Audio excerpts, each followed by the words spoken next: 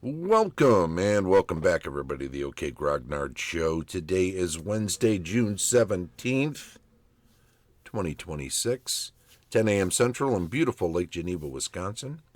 And today, ostensibly, we're talking about the first edition Advanced Dungeons & Dragons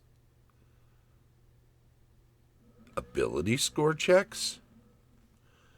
Yeah, I use them. I regularly use them. I know a lot of DMs that default to it if they feel like they need to make a ruling in a moment that they don't. They're either not sure there is a rule or there isn't a rule, and they know that for sure, or they just want to keep things moving rather than looking something up, and it seems like a good default. And where does this come from? It gets solidified later in Dungeons and Dragons. I know, for instance, it's explicitly spelled out in the Rules Cyclopedia as an ability check. Hey there, what do you say there, Vince? Thanks for joining us in the chat today. Very much appreciated. And what is that? Did I still have that up on here? Ability checks. This is from the Rules Cyclopedia, page 256, 1991. Not first edition AD&D, not original D&D. It's kind of a culmination of the basics that we're all sort of leading up to what became the Rules Cyclopedia, an alternative to Advanced Dungeons and Dragons at the time. But just doing a quick look over this here, you can see ability checks during the play of game. A player will eventually try something not explained in these rules. In most cases, the character's action could pertain to one of his ability scores. A character trying to walk along the top of a very narrow wall is using his dexterity. A character trying to move the huge boulder blocking the corridor is using his strength. In such situations, have the character roll 1d20 against his pertinent ability score. If he rolls equal to or less, he has successfully performed the task. If he rolls greater than his score, he has failed.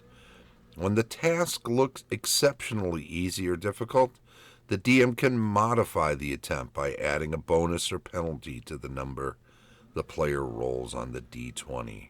This whole process is called the ability check. See also the section on general skills in Chapter 5. These rules provide alternative ways to resolve special situations. So they spell it out quite clearly that it is an acceptable way of DMing by the rules. And again, all D&D rules are guidelines. Whatever you do at your table that works for you is what you're supposed to do according to the rules. I think every edition of D&D, from the beginning on up to present day, always mentions that however you do things at your table is just fine, that the rules are just there to help you run your game. If any of them don't work in the moment or at all for you, jettison them, abandon them. Do what you want to do. Do what works for you and makes the game fun for your players, because that's what it's all about. But where does this ability checks thing come from? If it wasn't in explicitly until here, well, maybe not in the core rules everywhere, but let's work our way backwards and see where the origin of this might be. And let's just look at, for instance, in 1982. Now remember, that was 1991, right? 1982, in the third module of the I series, the Pharaoh, not the Pharaoh, just flat out Pharaoh. It mentions in one section, it mentions, page 3, it actually mentions, final notes, occasionally the text calls for a dexterity or constitution checks. This means the character must roll his dex/constitution or less on 1d20. The effects of the roll are explained in each case. So they call for 2 types of ability score checks in that individual adventure module, but in 1981 also, in the basic rule book for Moldvay on page 60, there is this little section where it says, how do you deal with something? There's always a chance. The DM may want to base a character's chance of doing something on his or her ability scores, strength, dexterity, and so forth. To perform a difficult task, such as climbing up a rope or thinking of a forgotten clue, and here's where we get a mental, not just physical, suggestion that it can be done. The player should roll the ability score or less on 1d20. The DM may give a bonus or penalty to the roll, depending on the difficulty of the action, -4 for simple tasks, +4 for a difficult one. A roll of 1 should always succeed, and a roll of 20 should always fail. So we've got some extremes there where it suggests that it doesn't have to be possible at all. Now, of course, there is the idea that if you want to just say something so simple, you don't even have to roll. Certainly, you can do that as well. But notice here that they suggest some numbers to add or subtract. So it's not just +1 or +2 here. It's a -4 for a simple task, +4 for a difficult one. So are they bounding it? Are they creating a range by doing that of how much of a bonus you can give? They're suggesting one. They cull that when they glean this information out of Moldvay to eventually put into the rules cyclopedia. It doesn't get as specific, but they also don't show examples in that of what would be the mental skills, right? They talk about dexterity and strength in the Pharaoh module. They talk about dexterity and constitution checks. These are physical things. It's kind of interesting because a player who's playing a character can't be the 18 strength fighter if they're not a super strong individual, and they're not being asked to lift a rock anyway at the game table. A lot of times they are being asked to solve a puzzle as the player at the game table, and this suggests that they can lean on the stat of the character, the intelligence of the character. Am I wise enough to know which way to go on the path to enlightenment in this test of my wisdom in the hills of this religious organization?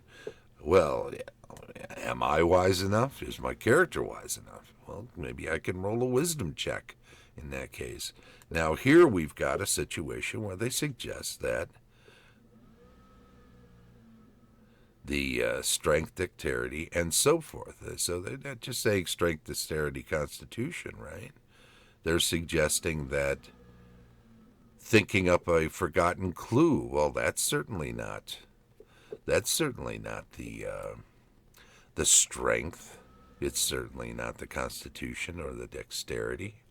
So They're saying that this can be done with mental skills too, or your charisma even, right?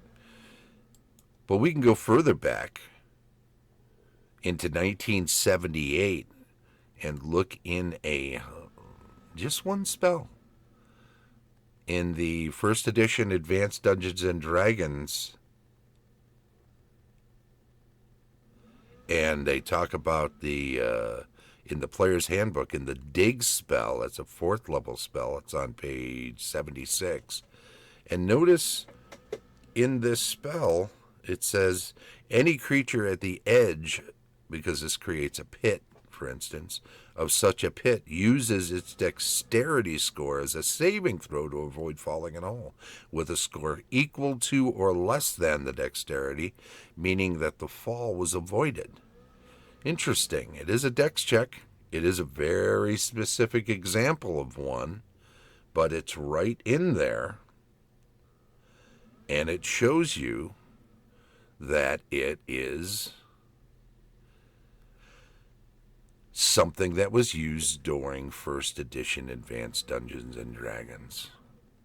It is suggested that it can be used, and if you extrapolate from this one isolated example, that it's a way of dealing with a particular corner case, then it would suggest that you can use the other ability scores as well. Doesn't explicitly say it, though. So is this where it all comes from? I think we can go back even a little further, and it's a bit more obscure, but they start talking about ways of doing other things in Dragon Number 1. Wesley D. Ives writes an article called How to Use Non-Prime Requisite Character Attributes. Because remember, in original D&D, and this is 1976, so this is pre-first edition D&D, Advanced Dungeons & Dragons, some of the basic starter boxes were being created and were put out. But by the time this article goes to print, a lot of that stuff would not have been, this would not have been incorporated into those rules.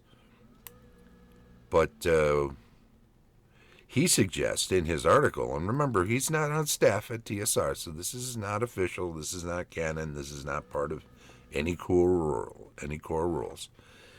He's not even a playtester, right, at the tables in Lake Geneva.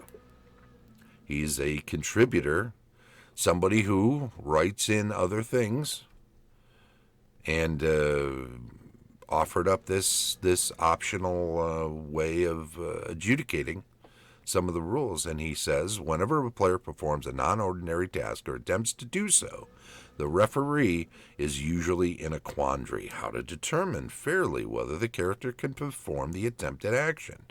Normally, the referee gives consideration to the player's attributes,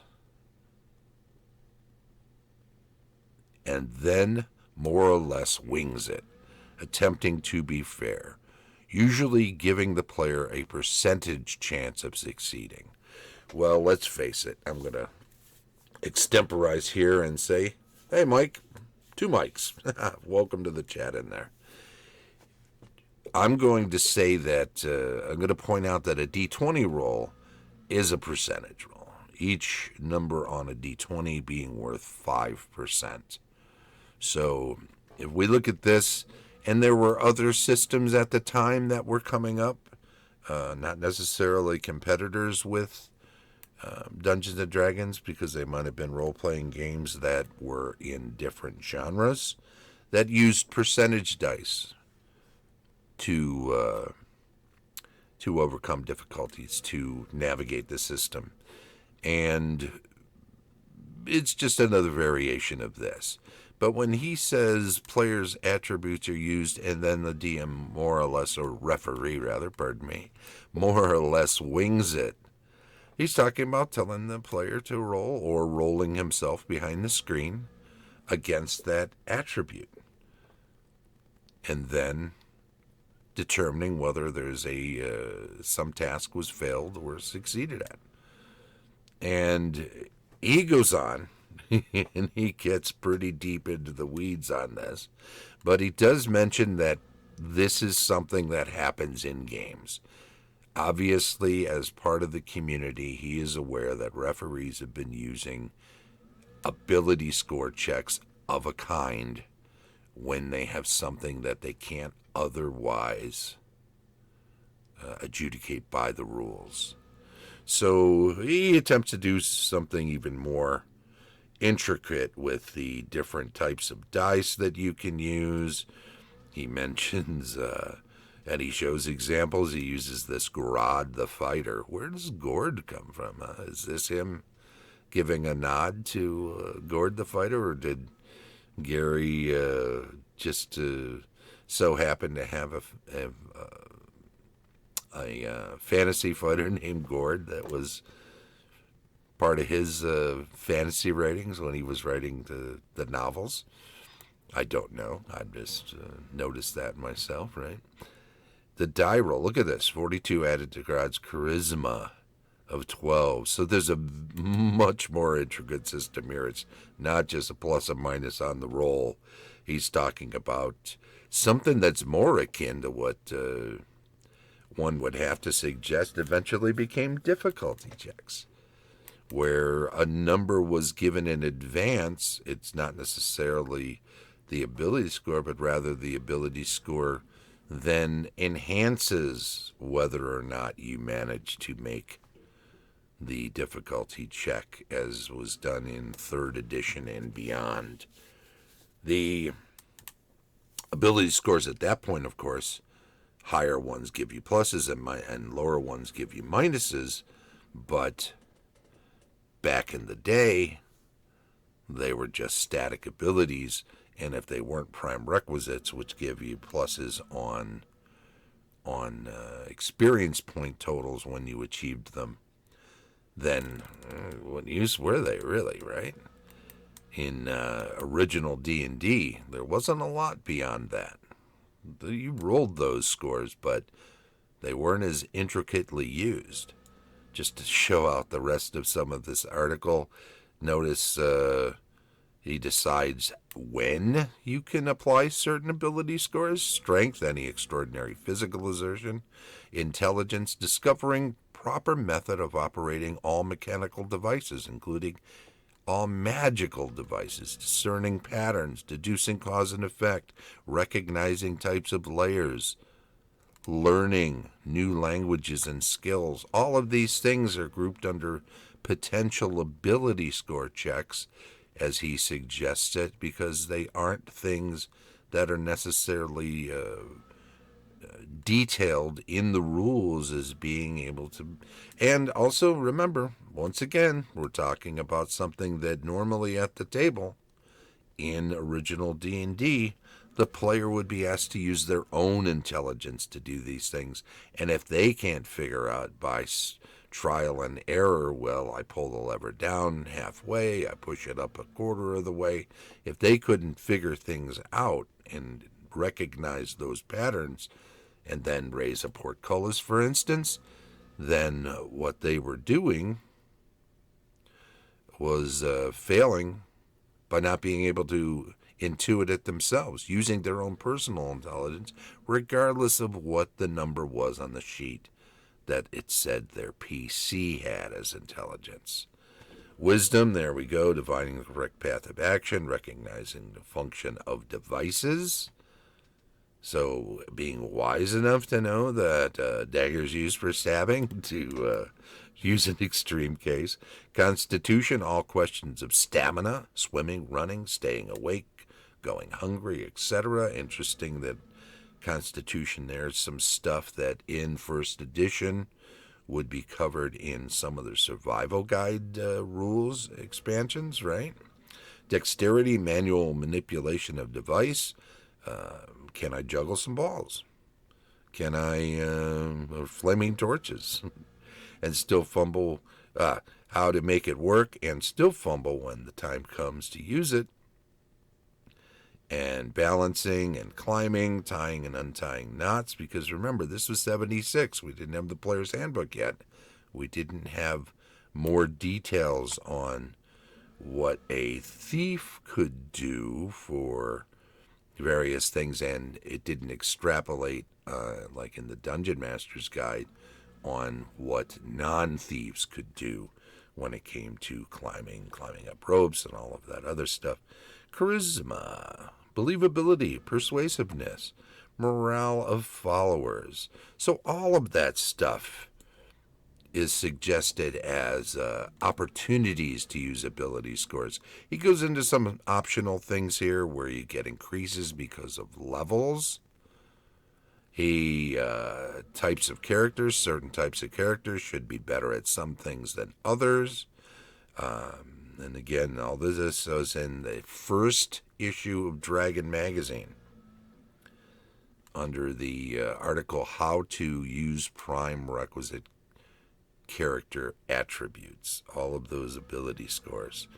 And look at this. He talks about some different things that can add or plus or minus or buff ability score checks. But there's actually one more place I discovered where there was some mention of using ability scores, and this takes place back before, because there is a article on Sham's Grogan blog. It's an interview with Greg Svensson. Greg Svensson being a original player in the Blackmore campaign at Dave Arneson's table. And Greg Svensson, Svenny as he was known, and a lot of his characters were as well, was actually a person who took over DMing from time to time. And he's asked a lot of questions. He's not flat out asked about ability score use and that sort of thing as it pertained to development of the rules. But in one section, and I'll leave a link to this in the show notes, in one section he does say, he's asked, when refereeing Blackmore for other players, how did you handle the action of characters that were not covered by the rules? So indirectly he's being asked about this. Was referee ad-libbing a vital aspect of the Blackmore games? And Greg Svensson replies, I quickly came up with what the possibilities might be and either had the players roll dice against a related character attribute for success, or on a table I made up in my head on the fly. So he would think up, well, if you roll a 1, this happens. If you roll a 2, this happens, so on and so forth. And then go ahead and roll a 6-sider and tell me what you get. This was an area that I felt I was not very good at, however, because Dave would just tell us to roll the dice, and he then told us what happened. So he's not saying Dave didn't do this, and to me, he either came up with this whole cloth on his own. He was either the first one to ever think of when playing a role-playing game, since they were the first ones. I mean, Brownstein existed, and Dave Wesley refereed that game. But I'm not familiar with the idea of rolling against ability scores being used in something like that. But here, it is definitely character attributes, roll dice against player-related character attributes. So right there, it is explicitly suggested that it is a way that a DM, because he was standing in for Dave Arneson at times when Dave wasn't DMing, he would DM campaigns for that Blackmore group. So we have a direct connection to ability score checks being done prior to any D&D rules actually even being written, which is interesting in my mind. Again, this is something that was going around in original D&D, and when I say original plus advanced, and I talk about how even my first edition advanced Dungeons & Dragons games are influenced by my time refereeing original D&D when that first came out, and on up until and as the advanced books were being released, Monster Manual and then the Player's Handbook and then eventually the DMG in 79. As those things were being dropped on us, we incorporated those in our games.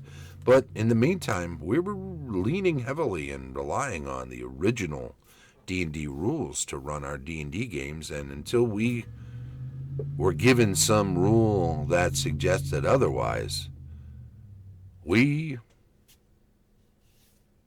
had to make some stuff up on the fly.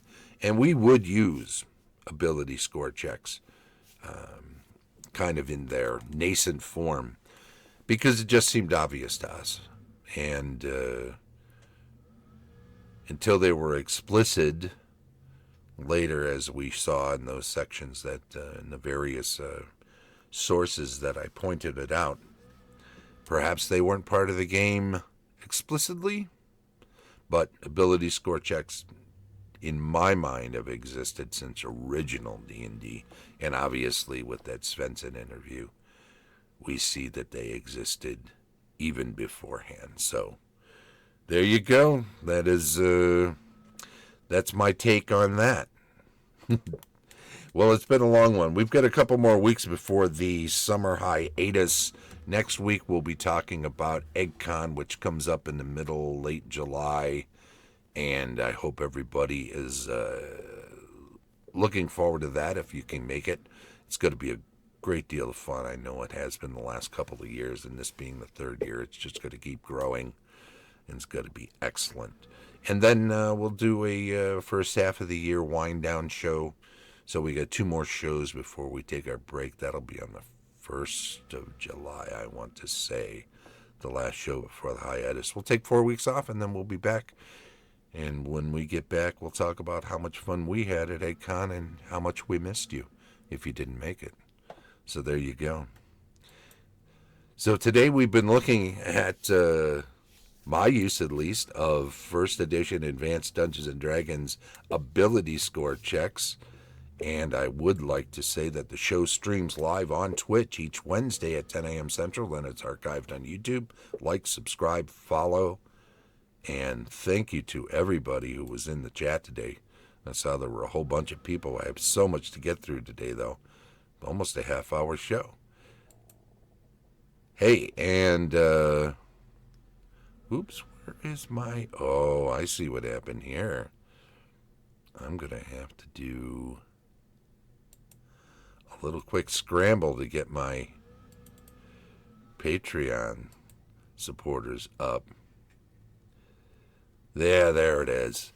Don't forget you can support the channel even at the free level on patreon.com and join such illustrious individuals as Tom Tullis of Fat Dragon Games, Carlos Lysing of Castle Entertainment, Heath Farndon of the D&D 20, Dave O'Brien, unauthorized user, Dethangel Shadow, Heidi and Eric Gygax Garland of Gaxland, Vince Ragusa, thanks for being in the chat, Vince of the Maroon Room, a great prog rock band, Daniel Caldwell of Griffin and Gargoyle, Martin Thomas of Daddy Rolled a One, a really good YouTube channel, Christian Garcia, Stephanie Lesniewski-Gruchow, Cera Toppilopkus, Colin Szablewski, Sergeant Zeno, The Bruised Tonight, Nate Mosier, Rod Garcia, John Smith, and as always, Shane Bradley, DM Extraordinaire. This has been the OK Grognard Show from beautiful Lake Geneva, Wisconsin. Thank you all very much for your support, and goodbye until next time. Bye-bye.